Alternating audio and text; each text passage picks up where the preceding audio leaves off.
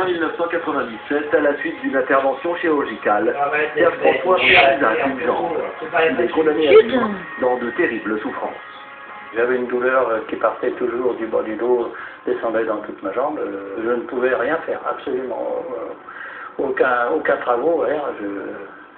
J'étais bien que allongé. Pendant 5 ans, il va ainsi rester reclus chez lui. Seules des doses de morphine parviennent à calmer ses douleurs. Durant ces années, c'était très très dur. Quand on se voit anéanti, qu'on a été dynamique toute une vie, et là tout s'écroule d'un jour à l'autre, là on se pose des questions. J'avoue que j'ai passé des périodes très très difficiles, au point qu'il m'est passé même des mauvaises idées dans la tête. Mais Serge François ne se résigne pas.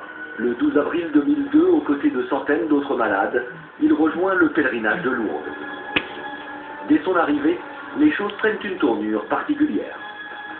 Il y avait des malades partout, j'en avais une petite malade qui était à mes côtés là, et elle était prise d'une crise de sanglots. Je ne sais pas ce qu'elle avait, alors donc je suis penché sur elle et je l'ai pris dans mes bras. Et là, je vais prononcer une phrase que je n'avais jamais prononcée de ma vie, à Lourdes ni par ailleurs. Je lui ai dit, vous savez, Marie, elle est là, elle nous voit, ça va aller. Et là, à la suite de ça, j'ai ressenti un immense frisson qui m'a traversé tout le corps.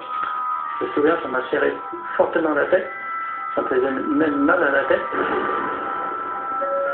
Un frisson inexplicable, une douleur fulgurante. Serge François pense avoir attrapé froid et regagne immédiatement son hôtel.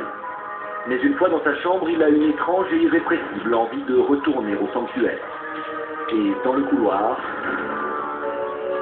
À un certain moment, j'ai eu d'étranges sensations, comme une présence à côté de moi. J'avais l'impression d'être suivi. Et je me souviens m'être retourné à 2 reprises comme ça. Il y avait